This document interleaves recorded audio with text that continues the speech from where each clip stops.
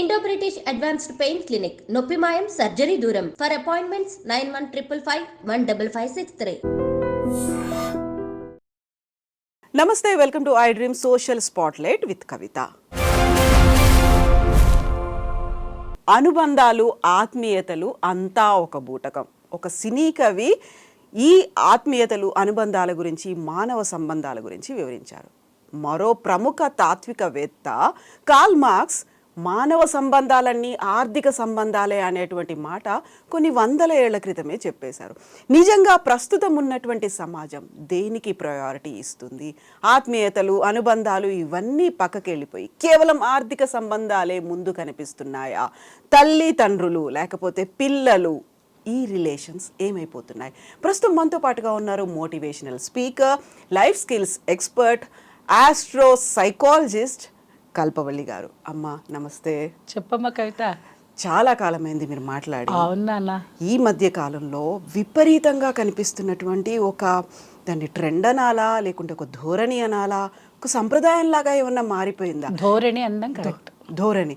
So ఈ ధోరణిని ఎలా చూస్తున్నారమ్మా? అన్నీ పక్కకు పోతున్నాయి, ఏదీ లేదు, రక్త సంబంధం లేదు, ఆర్థిక సంబంధం అంతే.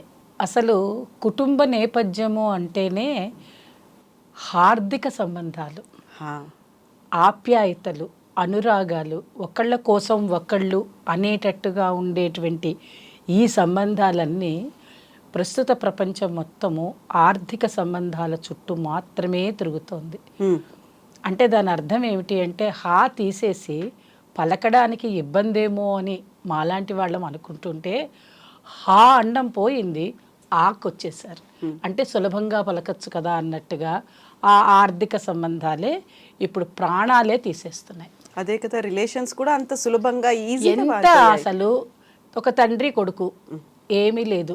ఎక్కడ ఉన్నది అంటే, తండ్రి కష్టపడి పిల్లల్ని కని పెంచి పెద్ద చేసి ఒక స్థాయికి తీసుకొచ్చేసరికి ఆ తండ్రి ఏమేమి పనులు చేస్తాడో నీకు తెలిసే ఉంటుంది, నీ వయసుకి కాస్త తెలిసే ఉండాలి. ఎంతో కష్టపడి పిల్లల కోసం 10 రూపాయలు సంపాదిస్తే 2 రూపాయలు, ఇద్దరు పిల్లలు ఉంటే చెరొక రూపాయి దాచిపెడతాడండి, ఎంతటి స్థాయిలో ఉన్నవాడైనా. ఎందుకని? పిల్లలు పెద్ద అయితే వాళ్ళకి చదువులకు కావాలి, ఆడపిల్లలైతే పెళ్ళిళ్ళకి కావాలని ఒకనాటి నానుడి. అలాగే ఈరోజు పిల్లల కోసం పెంచినటువంటి ఆస్తులు అవి సెల్ఫ్ ఎక్వైర్డ్ ప్రాపర్టీ. అంటే మన అదృష్టవశాత్తు అడ్వకేట్ కూడా అయ్యి ఉన్నాం కాబట్టి మీకు ఆ విషయాలను కూడా చెప్పాల్సి వస్తుంది. వాళ్ళు సంపాదించినటువంటి సంపాదనలు, వాళ్ళకి పిత్రార్జితం కానివ్వండి, స్వార్జితం కానివ్వండి, వాళ్ళ తదుపరి వచ్చేటువంటి వారసత్వము ఒక స్థాయికి వచ్చేసరికి తల్లిదండ్రులు ఒక బంధము, బాంధవ్యాలన్నీ పక్కకు పెట్టేస్తున్నారు.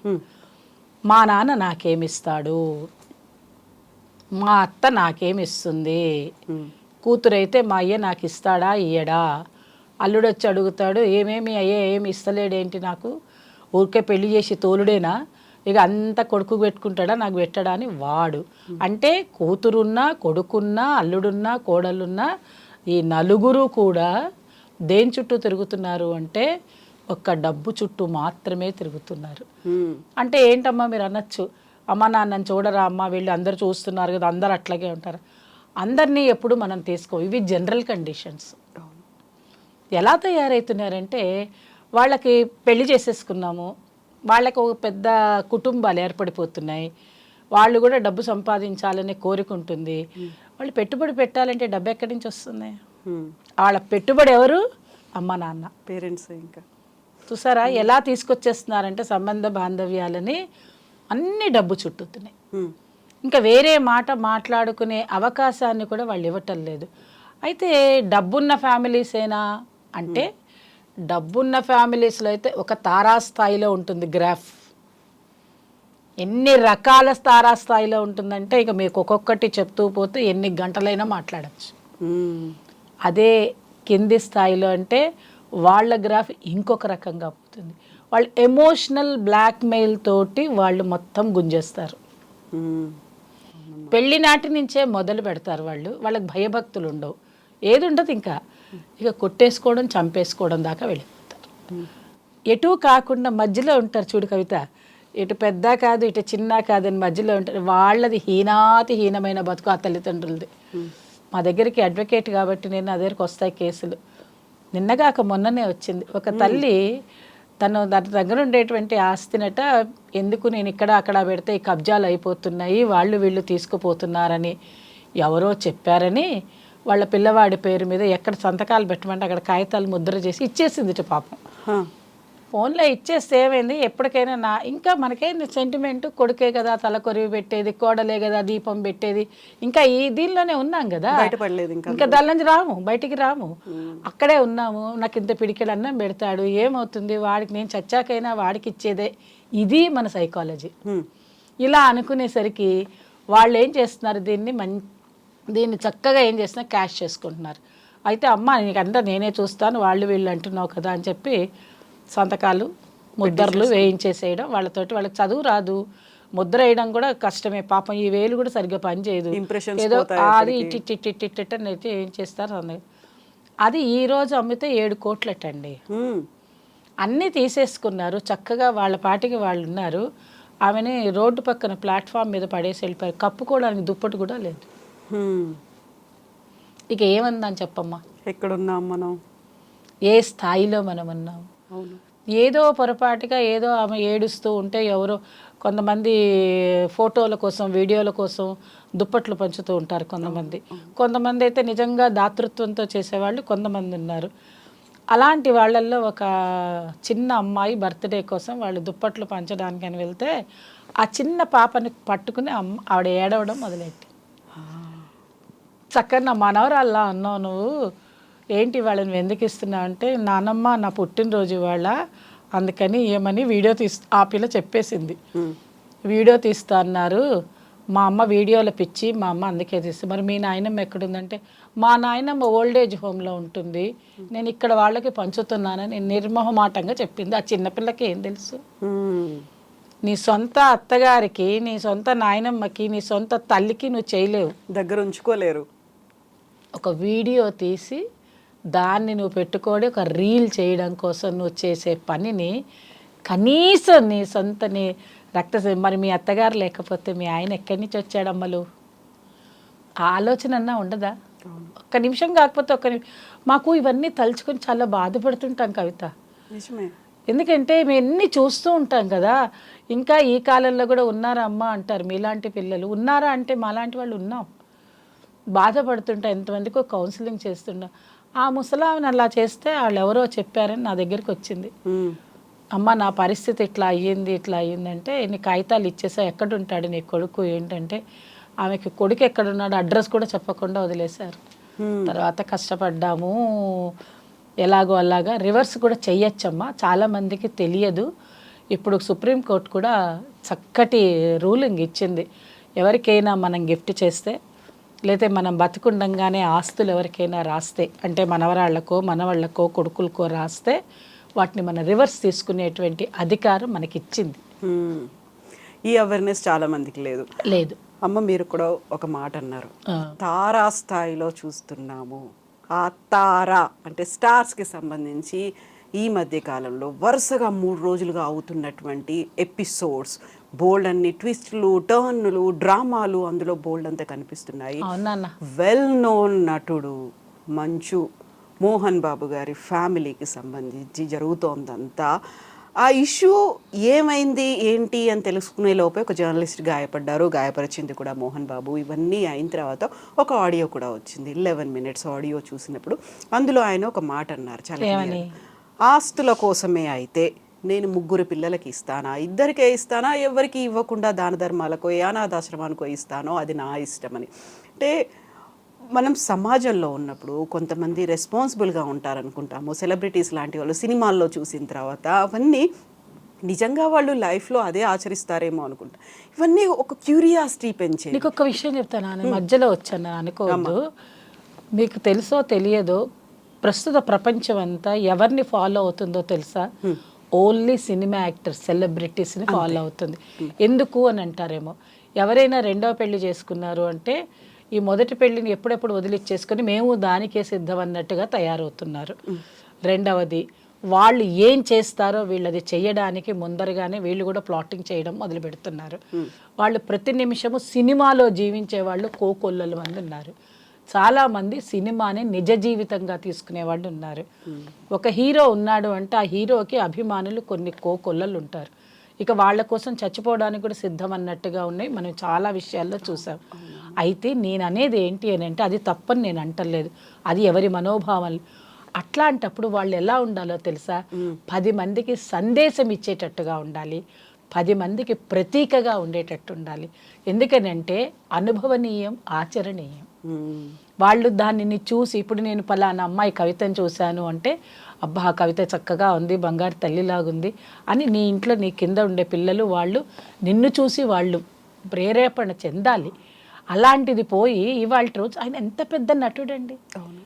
అసలు ఆయన ఒక్కొక్క డైలాగ్ చెప్తూ ఉంటే ఆ డైలాగ్ కోసం మాలాంటి వాళ్ళం, ఇప్పుడు మా కాలం నాటి ఆయనే కదండి, డైలాగ్ కింగ్ అనేవాళ్ళు. ఆయన డైలాగ్ కింగ్. ఆయన అసలు కింగ్ అని వచ్చింది ఆయన దగ్గర నుంచేనండి. ఆయన అంత బాగా చేసేవాళ్ళు. ఆయనను చూసి అందరూ తాపత్రయపడేవాళ్ళు. ఆయన పిల్లల్ని కూడా ఆయనలాగే తయారు చేయాలని ఆయన తాపత్రయపడ్డారు, కాదని నేను అంటల్లా. ఇప్పుడు ఒక ఆస్తి కోసం తండ్రి కొడుకులు పోట్లాడుకోవడం ఏంటండి?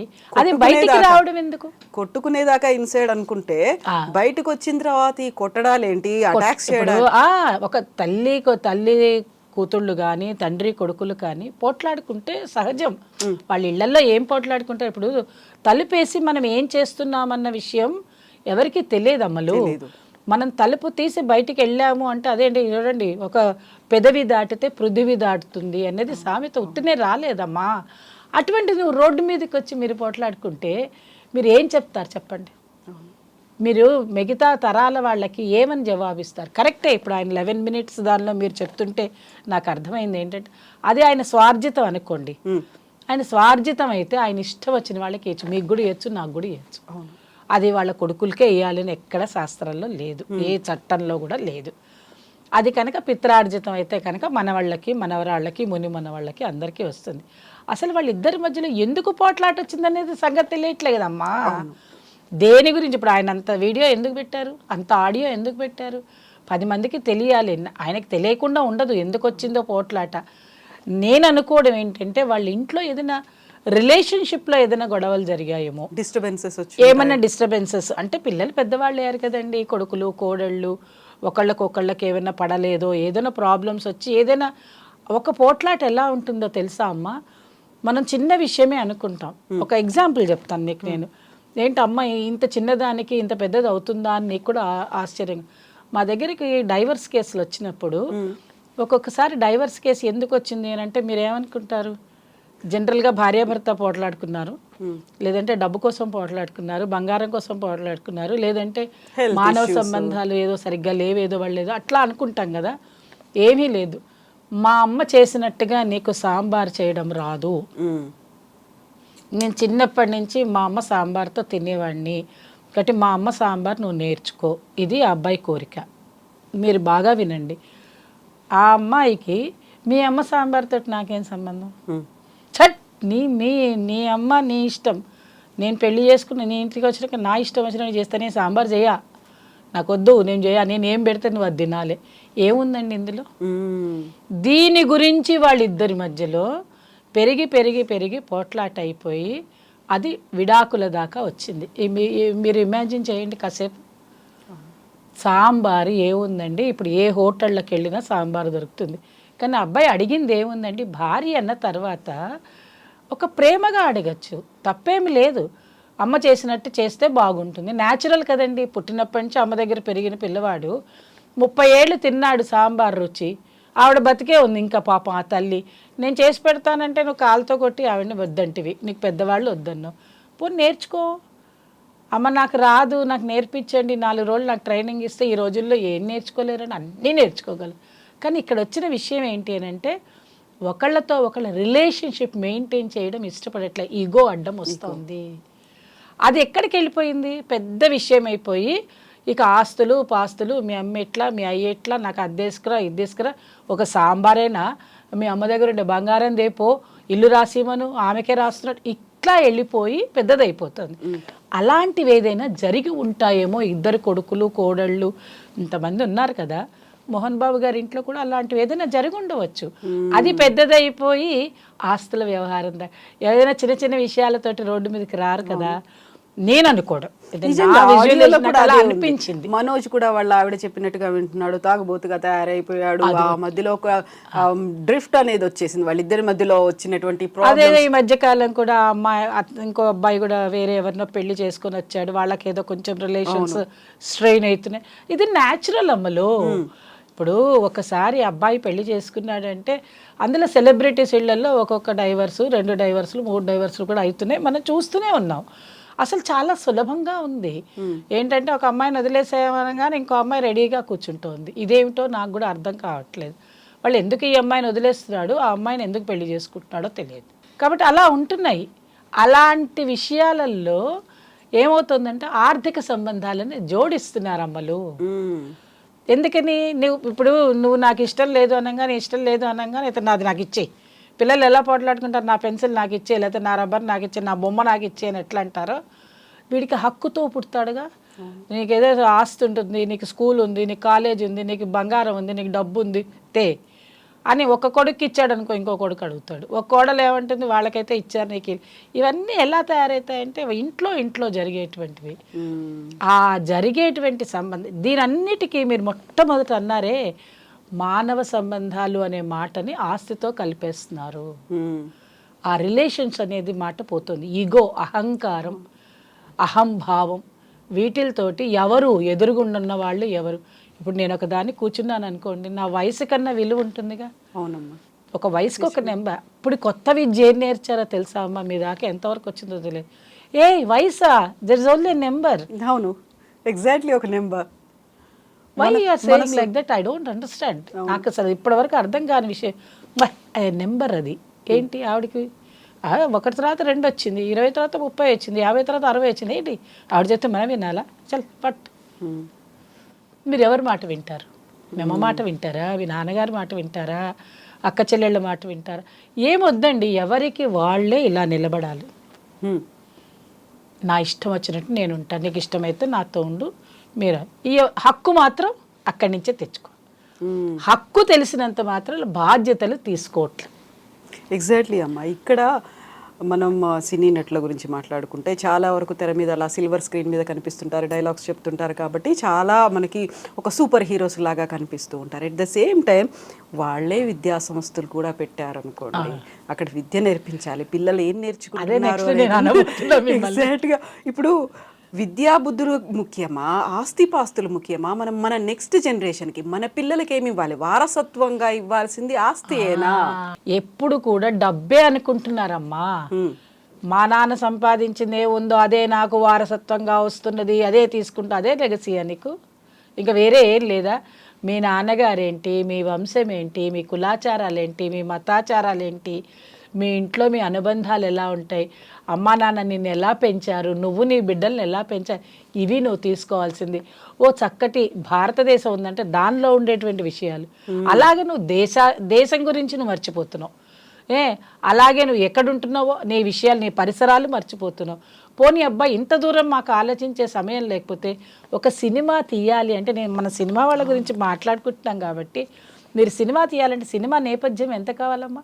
మీరు ఒక్క డైలాగ్ చెప్పాలి అంటే ఎంత పరిసరాలను తీసుకుంటారు, ఎన్ని టేక్ అంటారు, నో అంటారు, టేక్ అంటారు, నో అంటారు. ఎందుకని అంటే మీకు అది కావాలి, అది మీరు చూపించాలి, 10 మందికి మీరు చెప్పదలుచుకొని ఉంటారు. అలా ఎక్కడైతే సినిమా 3 గంటల సినిమాని మీరు ఎంత చక్కగా చూపించదలుచుకుంటారో, మరి ఇంత చక్కటి జీవితాన్ని ప్రపంచానికి చూపించద్దా? ఎంత డిసిప్లిన్డ్గా ఉంటే ఒక సినిమా అవుతుందో అలాంటిది మీ కుటుంబాలే కదా. అందులో మీరు చక్కగా అసలు అక్కడ ఎంత పెద్ద పేరండి. వాళ్ళ ఊర్లో అయితే మీకు చిత్తూరు జిల్లా దగ్గర వీళ్ళ శ్రీనిధి ఎడ్యుకేషన్ ఇన్స్టిట్యూషన్స్, అసలు అక్కడ పేరు చెప్తే చాలండి, అంత పెద్ద పెద్ద ఇన్స్టిట్యూషన్స్ అవి. అంత చక్కటి విద్యాదానం చేస్తున్నాను. డబ్బు తీసుకున్న డబ్బుతో నేనేం చెప్పను, డబ్బులు లేకుండా ప్రపంచమే లేదు. మన ఇద్దరం ఎంత మాట్లాడుకునేది, బయటికి వెళ్ళాలంటే డబ్బు ఖర్చు పెట్టాల్సిందే. అన్నీ డబ్బుతో పోల్చద్దు. చక్కటి విద్యాదానం చేస్తున్నారు, మంచి స్కూల్ పెట్టుకున్నారు. ఎంత అదృష్టం ఉండాలి. దేవాలయం కట్టితే ఎంత ఇది ఉందో విద్యాలయం ఉంటే కూడా అంతే ఉంటుంది. అలాంటి సందర్భాలలో వాళ్ళు ఏం చెప్తారు, ఎవరికి ఏం చెప్పగలుగుతారు, ఏం చేయగలుగుతారు? రేపొద్దున మీ స్కూల్లో పిల్లలందరికీ తెలిసిపోవట్లే, అరే అలా నాయన కొడుకు కొట్టుకున్నారు, ఏం పాఠాలు చెప్తారా బాయ్ వీళ్ళు అని అనుకుంటారు. వాళ్ళ భాషలో మాట్లాడాలంటే వాళ్ళ భాషలో అట్లాగే చెప్పుకుంటారు. స్కూల్లో పిల్లలు అందరు చెప్పుకుంటారు ఇవన్నీ. ఇంకా నువ్వేం పాఠాలు చెప్తావమ్మా? నైతిక విలువలు అనేవి ఏం బోధిస్తాం మనం? అసలు ఆ ప్రశ్న ఉందా? ఆ పాఠం ఉందా? ఆ పీరియడ్ ఉందా? నైతిక విలువలు అనే పీరియడ్ ఉందా? ఏమీ లేదు. నీకు అలాంటివి చెప్పలేనప్పుడు, అలాంటివి చెందలేనప్పుడు వీళ్ళు ఇంత గొడవలు చేసుకుంటే ఎలాగమ్మా? అది ఆలోచన ఉండదా? అంటే అనొచ్చు, మనం మాట్లాడుకుంటే అందుకే నేను మా సైకాలజీలో ఏం చెప్తామంటే, హ్యూమన్ సైకాలజీలో కోపం వస్తుంది, ఫిట్ ఆఫ్ యాంగర్. యాంగర్ అంటే కోపం ఎలా వస్తుందంటే ఒక క్షణంలో వస్తుంది. ఇప్పుడు మన ఇద్దరం మాట్లాడుకుంటున్నాం అనుకోండి, కొంతమందికి ఏంటంటే మాట్లాడుతుంటేనే కోపాలు వచ్చేస్తూ ఉంటాయి, ఆగరు. కొంతమంది ఆలోచిస్తారు మైండ్ తోటి. అలా ఫిట్ ఆఫ్ యాంగర్ వచ్చే వాళ్ళు ఏం చేయాలంటే, కోపం రాగానే వేళ్ళు ఇలా అనుకోవాలి, 1 2 3 4 మనసులో అయినా అనుకోవాలి. ఎవడైనా సరే, వాడు ఎంతటి వాడు, ఇప్పుడు నువ్వు కొడుకుతో మాట్లాడేటప్పుడైనా, భర్తతో మాట్లాడేటప్పుడైనా, లేదు పిల్లలతో మనవడితో మాట్లాడేటప్పుడు కూడా చివరికి మనం ఎలా ఉందంటే, ఇప్పుడు ఉండే ప్రస్తుత ప్రపంచాన్ని బట్టి మనం ఉద్యోగం చేసే చోట మనతోటి ఎవరెవరు ఉద్యోగం చేస్తున్నారు వాళ్ళతో మనం మాట్లాడి మన కోపం వస్తుంది. సరదాగా కోపం వస్తే ఎదుటివాడు తీసుకునేవాడైతే పర్వాలేదు, కానీ ఈ రోజుల్లో లేదమ్మా. నేను ఎంతోమందిని చూస్తున్నా, మా చుట్టూ ఉండే ప్రపంచంలో ఎవ్వరు కోపం వస్తే ఇంట్లో పని మనిషి తీసుకోదు, మాట్లాడుతుంటే దాన్ని పని మనిషి అని అనకూడదు. First point. ఏమే కుక్కని తీసుకుని వెళ్ళావా అంటే, ఏంది కుక్క అంటున్నావు అంటారు. కుక్కని కూడా కుక్క అనకూడదు, అంటే ఫ్యామిలీ మెంబర్. ఇలాంటి పరిస్థితిలో ఉన్నప్పుడు కోపం తొందరగా వస్తుంది. ఆ కోపం వచ్చినప్పుడు మనం 4 అడుగులు వెనక్కి వేయడం కానీ, లేదంటే అందులో నుంచి బయటికి రావడం కానీ, ఒక 10-15 రూల్స్ ఉన్నాయి. అవి కనుక మనం పాటించడం అలవాటు చేసుకుంటే కోపం తగ్గుతుంది. మరి చిన్నప్పుడు అంతా తన కోపమే తన శత్రువు, తన శాంతమే తనకు రక్ష, దయ చుట్టంబవు ఎందుకు చెప్పాము? తన సంతోషమే స్వర్గము. మళ్ళీ అదే చెప్తున్నాగా, ఇది చెప్తున్నావు అది చెప్తున్నావు. తన దుఃఖమే నరకమండ్రు తథ్యము సుమతి. ఎవరు చెప్తున్నారు ఇప్పుడు? ఎక్కడ నీకు పద్యాలు ఉన్నాయి? నీకు ఎక్కడ మూలాలు ఏవి అసలు? అందుకోసం మీకు అంత మంచి ఇన్స్టిట్యూట్స్ పెట్టుకొని అన్నీ చేసుకొని ఈ తండ్రి కొడుకులు పోట్లాటలు ఏమిటి? ఏం చెప్పదలుచుకున్నారమ్మా వీళ్ళు? ప్రపంచానికి ఏం చెప్పదలుచుకుని ఇవాళ రోజు ఈ హాస్పిటల్స్లో ఉండడం ఏంటి అని జర్నలిస్ట్ని కొట్టాల్సిన అవసరం లేదు. ఎందుకంటే కోపం. ఆయనకి నిజంగా జర్నలిస్ట్ మీద కోపం లేదండి. జర్నలిస్ట్ అంటే మీడియా అని, ఎందుకంటే వాళ్ళు పుట్టుకే మీడియా. వాళ్ళకి సినిమా అంటేనే ఎంతసేపు ఛాయాగ్రాహకులు లేనిదే వాళ్ళకి కాదు. అలాంటిది ఏం లేదు. ఆయన చాలా గౌరవిస్తారు. ఆయన దగ్గర అన్ని మంచి లక్షణాలు ఉన్నాయి. ఒక్కటే ఆయనకి కోపం ఎక్కువ ఉండి ఆ సమయంలో అలా జరిగింది. అదేదో ఆయన కావాలని కొట్టి ఉండరు, కానీ కావాలని కొట్టకపోయినా కొట్టడం జరిగింది కాబట్టి దెబ్బ తగిలింది. ఇప్పుడు మనలాంటి వాళ్ళం ఏమనుకుంటాం? ఆయన కావాలని కొట్టాడా, ప్రేమతో కొట్టాడా, ముద్దుగా కొట్టాడా, ఇట్లా కొట్టాడా, అవన్నీ ఎవరు ఆలోచించారు? ఆయన దెబ్బ తగిలిందా లేదా? దానికి తోడు సిచ్యుయేషన్ ఏంటి? తండ్రి కొడుకులే పోట్లాడుకోగలేదు. ఆఫ్టర్ ఆల్ జర్నలిస్ట్ ఆయనకి ఎంత అండి అంటున్నారు ఇప్పుడు అందరూ. అదే అంటున్నారు కదా, ఎవరైనా అదే మాట మాట్లాడుతున్నారు. అంటే ఒక కోపం 100 వాటికి అనర్థాలు. దానివల్ల మనకి ఏం తెలుస్తుంది? సంబంధ బాంధవ్యాలు సరిగ్గా ఉండాలి అంటే మొట్టమొదటిగా తగ్గించుకోవాల్సింది కోపము, అహంకారము. ఇలాంటివన్నిటిని మనం తగ్గించుకుంటూ ఉంటేనే ప్రపంచంలో బతకగలుగుతాం. లేకపోతే ఇలాంటివి ఇంకా రోజు వస్తాయి.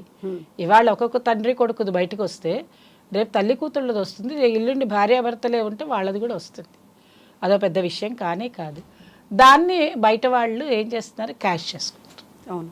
ఇప్పుడు తన కోపమే తన శత్రువు, ఇది నేర్పిస్తే చిన్న పిల్లలకి నేర్పిస్తాం. చాలా పెద్దవాళ్ళు, పెద్ద పొజిషన్లో ఉన్న పెద్దవాళ్ళకి కూడా నేర్పాలి తల్లి, పిల్లలకి కాదు నేను చెప్పింది. పెద్దవాళ్ళకే ఇది. పెద్దవాళ్ళకి ఎందుకు చెప్తున్నాము? తన కోపం అయ్యా నీకు కోపం ఉన్నది, నీకు కోపం ఉన్నది అంటే నీకు కోపం వస్తుంది. నువ్వు డయాబెటిక్ పేషెంట్, నువ్వు డయాబెటిక్ అంటే నీకు కోపం వస్తుంది. డయాబెటిక్ వాళ్ళకి చూడండి మీరు, ఎవరైనా బాబు నువ్వు డయాబెటిక్ అనే వాడు చాలా కోపం వస్తుంది. వాడు చక్కెర లేకుండా ఇచ్చారనుకోండి, ఏంటి నేను డయాబెటిక్ అని నీకు చెప్పానా తే అంటారు. వాడు ఎంతైనా 2 టాబ్లెట్లు ఎక్కువ వేసుకుంటాడు, కానీ డయాబెటిక్ అంటే ఇష్టపడాడు. అంటే కారణం ఏంటంటే తనలో ఉండే నెగిటివ్ని ఎదుటి వాళ్ళు వేలెత్తితే మేము గ్రహించలేము, భరించలేము. యాక్సెప్టెన్స్ అనేది లేకుండా పోయింది. ప్రపంచంలో ఈ యాక్సెప్టెన్స్ గుణం లేదు నాన్న. కరెక్ట్ పదం అది. యాక్సెప్టెన్స్ ఉండాలి, కానీ యాక్సెప్టెన్స్ ఎక్కడ పోతుందంటే అక్కర్లేని యాటిట్యూడ్తో పోతుంది. ఎంత యాటిట్యూడ్ అనగానే ఏంటి నువ్వు నాకు చెప్పేది అంటే నువ్వు పిలిస్తే రావాలా, నా టైం ప్రకారం నేను వస్తా, నేను వచ్చి కూర్చుంటాను, నువ్వు రా, నా ఇష్టం వచ్చినప్పుడు నువ్వు రా. అది యాటిట్యూడ్. అదే కనుక కవిత పిలిచింది అని నేను యాక్సెప్ట్ చేసుకున్నాను అనుకో, ఓకే కవిత వెరీ గుడ్ రామ్మా అని నాకు ఒక నువ్వు ఏం చెప్పావు నేను మాట్లాడతా, నేను చెప్పింది నువ్వు మాట్లాడు, అది యాక్సెప్టెన్స్. నీకు యాక్సెప్టెన్స్ లేదు, యాటిట్యూడ్ ఎక్కువ, ఎదుటి వాళ్ళు ఎవరో నువ్వు గ్రహించలేవు. నీ అద్దంలో నీ ఫేస్ నువ్వు చూసుకునే పరిస్థితి పోయిందమ్మా. ఒకానొకప్పుడు రోజుల్లో మాట్లాడేటప్పుడు అద్దం చూసుకుని మాట్లాడమనే వాళ్ళ కోపం వస్తే మరి డైలాగ్ ఎక్కడ చెప్తారమ్మా మీరు చెప్పండి, మీరు మీడియా వాళ్ళే కదా. ప్రాక్టీస్ అంతా ఎలా చేస్తారు? యాంకరింగ్ నేర్చుకోవాలన్నా, ఒక టీవీ యాంకర్ అవ్వాలన్నా, న్యూస్ రీడర్ అవ్వాలన్నా మొట్టమొదటి మనం చేసేది అదే కదా. ఏదో 30 ఏళ్ళ ఎక్స్పీరియన్స్ ఉంది కాబట్టి నిజంగా అది చెప్తున్నాం మనం.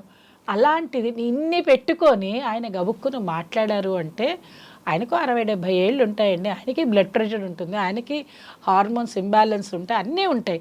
మరి చిన్నపిల్లవాడికి ఏమైంది? వాడికి ఎందుకు అంత అహంకారం? వాళ్ళ తండ్రే కదా. నేను అనేది అది.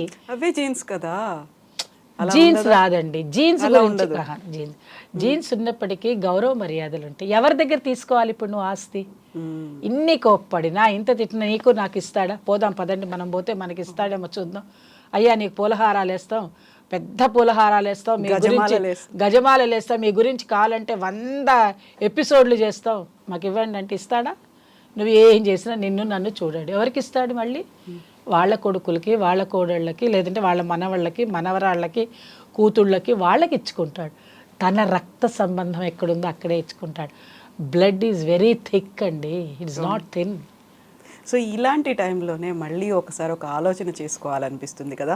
ఎవరి కోసం సంపాదిస్తున్నాం, ఎవరికి ఇద్దాం అనుకుంటున్నాము, అర్హులు ఎవరు, నిజంగా మన సంతానం కాబట్టి ఇచ్చేయాలా, లేకుంటే వారసత్వంగా ఆటోమేటిక్గా అది వెళ్ళిపోతుందా? పెద్దలు కూడా ఆలోచించుకోవాలి కదా. ఎవరి కోసం ఇంత కష్టపడుతున్నాము? మళ్ళీ ఇంకో మాట, నువ్వు 2 మాటలు కలిపేస్తున్నావు. నువ్వు తనంతటికి తను ఇవ్వాలనుకునేది ప్రేమతోటి గిఫ్ట్, బహుమతి. వారసత్వంగా వచ్చేది తను ఇవ్వాలి అనుకుంటే ఇవ్వచ్చు అని వారసత్వం లేదు. తన సొంతం అయితే కనుక వారసత్వం లేదు. నీ కడుపులో పుట్టినప్పటికీ కూడా వారసత్వంగా ఇవ్వాలని లేదు. అందుకే చట్టం కూడా చాలా గొప్పది. వారసత్వం నా కడుపులో పుట్టారు కదా అని వీళ్ళకే ఇవ్వాలని ఏం లేదు. ఆటోమేటిక్గా ఎందుకు వెళ్తుంది? నా స్వార్జితం, నేను దారిని పోయే దానేకి ఇచ్చుకుంటా. నాకు ఎవరైనా మంచి పిల్లలు కనపడ్డారు, లేదా బీదవాళ్ళు కనిపించాడు, ఇంకోటి కనిపించాడు, టక్ టక్క రాసేసి రిజిస్టర్ చేసి పడేస్తా. నువ్వు అడగడానికి కూడా లేదు. అదే పిత్రార్జితం అయితే, యాన్సిస్టర్స్ ప్రాపర్టీ అయ్యి ఉంటే కనుక అప్పుడు తండ్రి వేస్ట్ క్యాండిడేట్, వాడిని తీసి అవతల పడేస్తారు. నాన్న నువ్వు ఎప్పుడు చూస్తావు నాన్న అని అడిగే పిల్లలు కూడా ఉన్నారు. ఏమని? తాత ఆస్తి పిల్లలు మనవాళ్ళం మనవరాళ్ళం మాకు వస్తుంది, మేము ఎంతమంది ఉంటే అంతమంది తీసుకుంటాము, మాకు వస్తుంది అని అంటారు. అది లెగసీ ప్రాపర్టీ, అది వారసత్వము, అలా వస్తుంది అని అనుకోవచ్చు. అందుకోసమని విల్ డాక్యుమెంట్ పెట్టింది చట్టం. నువ్వు పెద్దవాళ్ళు చేయవలసిందంటే ఈ ఎపిసోడ్ మొత్తంకి తెలియాల్సింది ఏమిటి అని అంటే, పెద్దవాళ్ళు కనుక నువ్వు అడిగిన ప్రశ్నకి జవాబు, పెద్దవాళ్ళు చేయవలసింది ఏంటంటే పిల్లలు పోట్లాడుకోకుండా, ఒకళ్ళకి 2, 3 పిల్లలు ఉండి, మనవాళ్ళు మనవరాళ్ళు అందరూ ఉండి, నీకు కోట్ల ఆస్తి ఉంటే చక్కగా ఒక అడ్వకేట్ని పిలిచో, లేదా నీ మనోభావనలు ఏదున్నాయో ఒక పేపర్ తీసుకుని చక్కగా అన్నీ రాయి. నువ్వు ఎవరికి తలుచుకుంటావు వాళ్ళరే, నీ డ్రైవర్కే ఇస్తావా, లేదంటే మీ ఇంట్లో పనిమ్మాయికి ఇస్తావా, లేదా రోడ్డును పోయే వాడికి ఇస్తావా, ట్రస్ట్కి ఇస్తావా, ఎవరికి రాసిస్తారా, లేదా పెట్స్ పేరు పెట్టి పెట్స్కి సంబంధించిన వాళ్ళకి కూడా రాసేవాళ్ళు కూడా ఉన్నారు. నువ్వు అలా రాసేసి శుభ్రంగా రిజిస్టర్ చేసేసి అక్కడ పారేయి. నీ తర్వాత వస్తుంది. ఏం మునిగిపోయింది అప్పుడు? ఎంత కొట్టుకున్నా, తిట్టుకున్నా, జర్నలిస్టులను తిట్టినా, ఏం చేసినా ఏమీ రాదు ఎవరికి. నువ్వు ఎందుకు చేయవు అలాంటి పనులు? అలాంటప్పుడు ఇలాంటి తారా స్థాయిలో ఉండేవి ఉండకుండా ఉంటాయండి. మీరు కూడా అంతే, నేనైనా అంతే.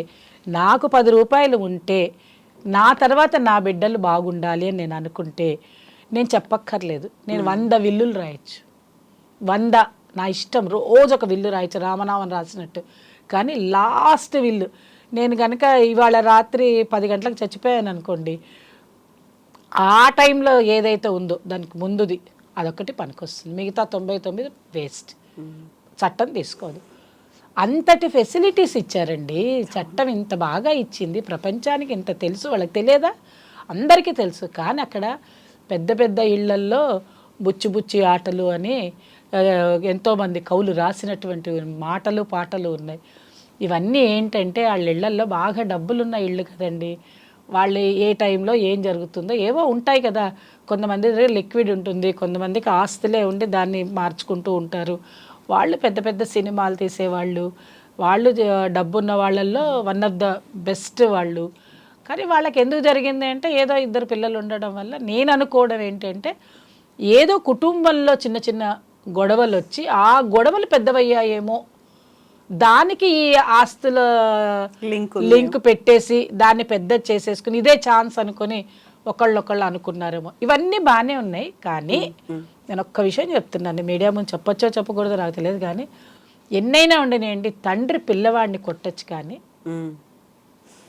పిల్లవాడు తండ్రి మీద చేయి చేసుకోకూడదమ్మా. చిన్నపిల్లలు తల్లి పాలిచ్చి పెంచింది, వాళ్ళ వల్ల పుట్టినటువంటి ఆ బిడ్డలు ఇంకా మనం ఏం నేర్పుతాం తల్లి? ఆ రోజు చూడ్డానికి, అది ఎక్స్పీరియన్స్ అవ్వడానికి మాత్రం కాదు. అది తప్పమ్మా. అది ఏమైనా చేయండి, తండ్రి నీకు ఇస్తాడు, తీసుకో, వద్దని ఎవరు అంటలే. ఏదైనా కానివ్వండి, నువ్వు తండ్రి మీద చెయ్యి చేసుకోకూడదు. ఎవరైనా వాళ్ళేనని అంటలే, ఇంకోళ్ళనే అంటలే. తండ్రి కొడుకులు, తల్లి కూతులు ఎవరైతే ఉంటారో అసలు చేయి చేసుకోవడం అనేది పెద్ద అఫెన్స్, అది తప్పు. ఒకవేళ పొరపాటుగా తండ్రి పిల్లవాడిని చెంప మీద ఒక మాట కొట్టవచ్చు, ఎందుకంటే తన కడుపులో పుట్టాడు, ఏదో అవుట్ ఆఫ్ ఎఫెక్షన్ అనుకోండి, ఏదైనా అనుకోండి, అది కూడా తప్పే అంటాము ఇప్పుడు చట్ట ప్రకారం, అది కూడా తప్పే. ఒకవేళ పొరపాటుగా అన్నా కూడా తండ్రికి ఆ ఇది ఉంటుంది. కానీ కొడుకు, కూతురు కానీ భార్య కానీ అలాగా చేస్తే, మీరు ఇందాక అన్నారు చూడండి, అందరికి ఏం చెప్తాం బయట వాళ్ళకని, అక్కడ మన సున్నా చూపించాలి, ఏమీ చెప్పుకోలేము. నిజమే. చాలా బాధ కలుగుతుంది. ఇవాళ మనము మీడియాలో మాట్లాడుకోగలుగుతామా? ఎంత బాధ అనిపిస్తుంది. ఆ ఒక్క మాటను కూడా ఉచ్చరించలేకపోతున్నాం. ఓ పిల్లవాడు తండ్రిని కొట్టాడు ఏమిటి అంటే, వాళ్ళు పిల్లలందరూ కొట్టేస్తారు రేపొద్దున. ఇప్పుడు పిల్లలు ఏమంటున్నారో తెలుసా అండి, మీరు మోహన్ బాబుని సినిమా యాక్టర్ని హర్షిస్తారు, సినిమాలు చూస్తారు, అన్నీ చేస్తారు, వాళ్ళ ఇంట్లో ఏం చేసినా మీరు ఓకే అంటారు, కానీ మేము కొడితే తప్ప అని రేపొద్దున మనల్ని అన్నారనుకోండి, మనం ఏం చెప్తాం? జవాబు చెప్పండి కవిత. నిజంగా జవాబు చెప్పలేము. జవాబు చెప్పలేనటువంటి సిచ్యుయేషన్స్ తీసుకొస్తున్నారు. చాలా విషయాలు అమ్మలు, ఈ ఒక్క విషయమే కాదు, కొట్టడం అని తిట్టడం అనో కాదు, లేదంటే పోట్లాడుకోవడం, రోడ్డు మీదకి రావడమో, పెళ్ళిళ్ళు కానీ, అసలు సంబంధ బాంధవ్యాలను పూర్తిగా ఈ సెలబ్రిటీస్ లోకానికి ఏం చూపించదలుచుకుంటుందో అర్థం కావట్లేదు. Question mark. మీకేం అర్థం అవుతుందో నాకు తెలియట్లేదు. ఎగ్జాక్ట్లీ అమ్మా. అంటే మమ్మల్ని అంటారు మీరు ఓల్డ్ స్కూల్ ఆఫ్ థాట్ అంటారు మమ్మల్ని, కాబట్టి మేము ఎక్కువ ఏం చెప్పలేము, మీరే చెప్పాలి. అవును, ఇవన్నీ చూసిన తర్వాత అర్థమవుతుంది ఏంటంటే ఎమోషన్స్, రిలేషన్స్ ఇవన్నీ కాదు, ఒక రకంగా చెప్పాలంటే ఇప్పటి యంగ్ జనరేషన్ జెడ్ అనుకున్న ట్రాష్ అలా అయిపోతున్నాయి. సో ఎవరిని ఆదర్శంగా తీసుకోవాలి? యంగర్ జనరేషన్ ట్రాష్ నాకు అర్థం కాలేదు. మీరు చెప్పినట్టుగా ఓల్డ్ స్కూల్ ఆఫ్ థాట్స్ కాబట్టి అవన్నీ పాతకాలం ముచ్చట్లు, అవన్నీ ఇప్పటివి కాదు. అమ్మ పాతకాలంలో కూడా మా అమ్మ నన్ను ఎలా కన్నందో మీ అమ్మ అలాగే నువ్వు కూడా అలాగే కంటున్నావు పిల్లల్ని. రేపొద్దున ఆ పిల్లలు కూడా అలాగే పుడతారు. అక్కడేం ఓల్డ్ స్కూల్ ఆఫ్ థాట్ ఉంటుందిరా. అమ్మా నాన్న రిలేషన్స్లో, భార్యాభర్త రిలేషన్లో, తండ్రి కూతుళ్ళు, తండ్రి కొడుకుల మధ్య రిలేషన్స్ అనేది యుగ యుగాలకి, దేశ విదేశాలు, ప్రపంచ నేపథ్యంలో కూడా ఇదే రకంగా ఉంటుంది. కానీ భాష వేరు, తర్వాత చూపించే విధానం వేరు, కుల మత ఆచార వ్యవస్థలు ఏమన్నా తేడా వస్తే రావచ్చేమో, కానీ మూలం ఎప్పుడు ఒకటే. అరచెయ్యి అనేది నీకు నాకు అందరికీ, ఇక్కడ ఉన్న వాళ్ళందరికీ చెయ్యి ఒకటే, వీళ్ళు ఒకటే, ఒకటే దీనిలో ఉంటాయి, అన్నీ సమానంగానే ఉంటాయి. కానీ నా చెయ్యి నాకు వెనక నేను అంటారే, దానిలో ఈ చెయ్యి గొప్పదో కాదో అనేది చెప్పగలుగుతున్నారు తప్ప మిగతా అన్నీ ఒకటే అమలు. అక్కడ ఓల్డ్ స్కూల్ ఆఫ్ థాట్ అనేది రాదు. ఎందుకనే థాట్కే పెట్టారు ఓల్డ్ స్కూల్ ఆఫ్ థాట్ అని, మనిషికి పెట్టలేదు. కాకపోతే మీరు చెప్పినటువంటి ఇవన్నీ కూడా బేసిక్స్, ఫౌండేషన్. ఎగ్జాక్ట్, దాన్ని మర్చిపోతున్నాం కాబట్టే ఈ విపరీత పరిణామాలన్నీ చూస్తున్నాము. ఇవి కంటిన్యూ అవ్వకుండా ఉంటే ఒక ఎగ్జాంపుల్ అనేది ఒకటి ఉంటుంది. ఫౌండేషన్ కరెక్ట్ గా వేయండి, బంగ్లాలు బాగా నిలబడతాయి. మీరు ఫౌండేషన్సే పెట్టట్లేదు. మాలాంటి వాళ్ళ పాఠాలు చెప్తామమ్మా మీకు మీ బిడ్డలకి, మీకు పుట్టబోయే బిడ్డలకు కూడా మంచి మాటలు చెప్తాం. ఎందుకు వినరు మీరు? రామాయణం, భారతం, భాగవతంలో ఉండే మంచి తీసుకోండి. మీరు ఎంతసేపు నెగటివ్ థాట్కి వెళ్ళకండి. అలా ఉంటే ఇవన్నీ రావమ్మలు. ఒకవేళ పొరపాటుగా వచ్చినా మనం సమర్థించేసేయాలి. నెగటివ్ థాట్స్ని రానివ్వకుండా చేయాలి. ఒకసారి మీడియా వెళ్తే వాళ్ళ అతను మళ్ళీ చెప్పాడు కూడా, వాళ్ళ కొడుకు, మా ఇంట్లో గొడవ ఇది, మా 4 గోడల మధ్య గొడవ ఇది, ఎందుకు మీరంతా బయటకు చేసేస్తున్నారు ఎప్పుడు అంటున్నాడు? ప్రపంచం అంతా పాకిపోయాక. అందులో ఇదే టైంలో శ్రీ చెప్పిన ఒక మాట గుర్తొస్తుంది. చెప్పండి. ప్రైవేట్ లైఫ్ అంటే మేము టచ్ చేయము, మీరు పబ్లిక్ లోకి వచ్చారు అంటే ప్రశ్నిస్తాము. అదే చెప్పండి. ప్రశ్నిస్తాము, చూపిస్తాము, తప్పకుండా. మాట్లాడుకుంటాం కూడా. ఎందుకంటే జనవాక్యం కర్తవ్యం. రేపొద్దున మంచి అయినా చెడైనా మీరు చెప్తేనే ప్రపంచానికి తెలిసేది, లేకపోతే ఎలా తెలుస్తుంది? ఇవాళ రోజు వాళ్ళు చేస్తున్నారు కాబట్టి. అదే మరి సినిమా వాళ్ళు ఇంట్లో పెట్టుకున్నారా? ప్రైవేట్ లైఫ్ అని లోపల దాచిపెట్టుకున్నారు కాదు కదా. ఆ 4 కలిసి సినిమా తీస్తేనే కదా బయటకు వచ్చింది. మళ్ళీ మీరుంటేనే కదా సినిమా వచ్చింది. చక్కగా ఫోటోగ్రాఫర్స్ ఉంటేనే ఆ ఛాయాగ్రాహకులు లేదే సినిమా రాదు, డైరెక్టర్ లేదే రాదు, యాక్టర్స్ లేదే రాదు. అన్నీ కావాలి, అన్నిటితో పాటు ఇది కావాలి, చూసే ప్రేక్షకులు మనం ఉండాలి. కలెక్టివ్ వర్క్ అనేది అక్కడ కదా, కనిపించాలి. అదే ఉన్నది. ప్రపంచమే టీం వర్క్ తల్లి, ప్రపంచమే టీం వర్క్. నువ్వు ప్రైవేట్ అని చెప్పి నీ ఇంట్లో పెట్టుకుని ఉండింటే నీకు నాకు తెలిసేదా? ఇప్పుడు నీకు తెలిసేది కాదు, నాకు తెలిసేది కాదు, మన పిల్లలకి తెలిసేది కాదు. నువ్వు రోడ్డు మీదకి వస్తువి, రోడ్డు మీదకి వచ్చి కొట్టుకుంటూ మళ్ళీ నువ్వే పిలిచి చెప్తుంటివి, లేకపోతే ఎలా తెలుస్తుంది? కాబట్టి ఒకళ్ళు చెప్పారు, ఒకళ్ళు అన్నారా అని అనకండి. మనం ఏం చేస్తే ఎదుటివాడు మనల్ని అన్నాడు, ఫస్ట్ అది తెలుసుకోవాలి. ఎవరైనా సరే, ఇవాళ విష్ణు అయినా అంతే, మనోజ్ అయినా అంతే, ఇంకొకళ్ళైనా అంతే. వాళ్ళైనా తెలుసుకోవాలి. అరే మన బిహేవియర్ ఇట్లా ఉండబట్టి మనకు రోడ్డు మీదకి వెళ్ళామని ఆలోచన వస్తే వాళ్ళు నాన్న దగ్గర కూర్చుని మాట్లాడుకోవాల్సిందే. నాన్న నువ్వు నాకు ఎంత ఇస్తావు అయ్యి, నాకు చేయదలుచుకుందేదో చెయ్యి, కొట్టదలుచుకున్నావు కొట్టు, ఇంట్లో కొట్టు, బెందుకు బయట అందరి ముందు మాట్లాడతావు అనే మాట లోపల ఉండింటే ఇంత దూరం ఎవరికి రాదు. కానీ వాళ్ళు బయట, మీరు అన్నది కరెక్ట్, వాళ్ళు పబ్లిక్లోకి వచ్చారు కాబట్టి మనలాంటి వాళ్ళు మాట్లాడగలుగుతున్నాం. కానీ వాళ్ళు చేసింది విధానం తప్పు కాబట్టి, ఎందుకంటే వాళ్ళని కొన్ని వేల లక్షల మంది ఫాలో అవుతారు. ఇళ్లలో ఇప్పుడు చాలామంది పోట్లాడుకుంటారు, మనం ఎవరి దగ్గరికి వెళ్ళాం. ఓన్లీ సెలబ్రిటీస్ అనే మాటకి అర్థం కూడా అదే.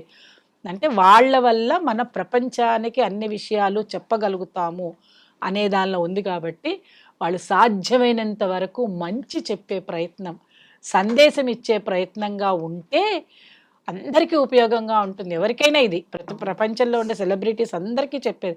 అందుగురించే జాగ్రత్తగా ఉండాలి, ఒళ్ళు దగ్గర పెట్టుకొని ఉండాలి. మా నాన్నగారు అనేవాళ్ళు, ఒళ్ళు దగ్గర పెట్టుకొని ఉండాలి, నోటి మాట బయటికి రాకూడదు, ఇంట్లో మాట ఇంట్లోనే ఉండాలి, బయటికి వెళ్ళకూడదు అని. ఎంత కోపం వచ్చినా కంట్రోల్ చేసుకోండి, మాట పెదవి దాటితే పృథివి దాటుతుంది, ఎవరి జోలికైనా వెళ్ళకండి అని. ఎంత మనకి మనం ఒక అడుగు తగ్గితే ఏమీ కాదు, ప్రపంచం బ్రహ్మాండంగా ఉంటుంది. నిజంగా అమ్మ, బోల్డర్ని మంచి విషయాలు, నేర్చుకోవాల్సిన విషయాలు, మర్చిపోకుండా ఉండాల్సినటువంటి విషయాలు మీరు చెప్పారు. థ్యాంక్ యూ సో మచ్ అమ్మ. థ్యాంక్ యూ తల్లి.